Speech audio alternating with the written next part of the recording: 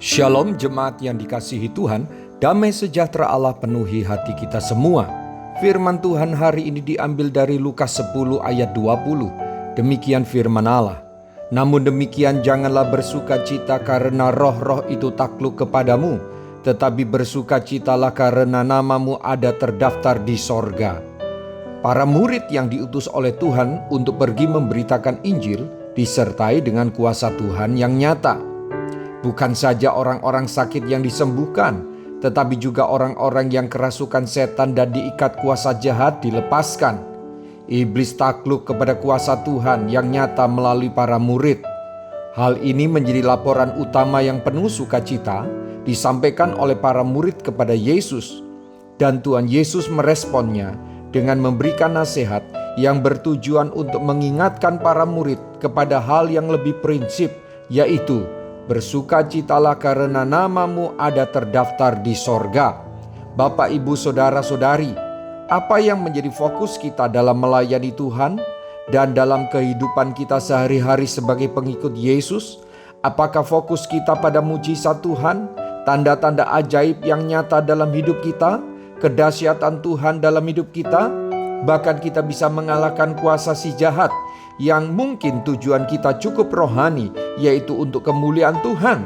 Tetapi tujuan itu tidak cukup berarti dan bukan terlalu prinsip. Apa yang paling berarti atau yang paling penting dan prinsip? Yaitu bersukacitalah karena namamu ada terdaftar di sorga. Karena namamu terdaftar di sorga. Bapak, Ibu, Saudara-saudari, pastikan namamu terdaftar di sorga. Inilah yang disebut kepastian keselamatan. Keselamatan kita harus pasti. Kepastian itu pasti jika kita memiliki pengakuan sejati kepada Yesus. Pengakuan sejati percaya kepada Yesus bukan pada mulut. Firman Tuhan katakan juga dengan hati. Mulut dan hati mengaku percaya Yesus. Masih harus ada buktinya, yaitu buah pertobatan. Matius 3 ayat 8. Jadi, hasilkanlah buah yang sesuai dengan pertobatan.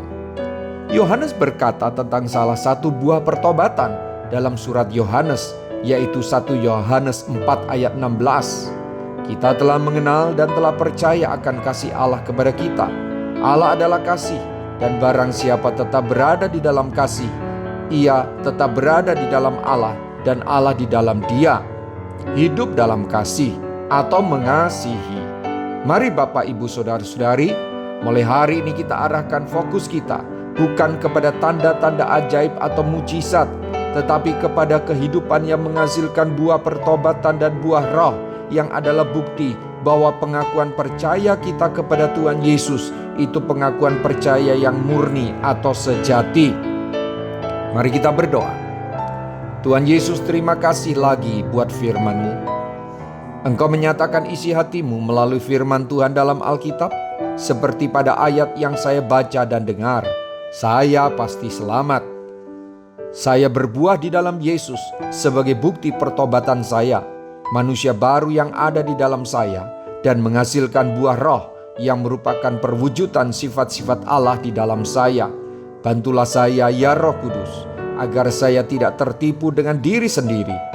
Fokus saya kepada apa yang menjadi kehendak-Mu, yaitu menghasilkan buah, sebab nama saya sudah pasti tercatat dalam kitab kehidupan. Saya pasti selamat.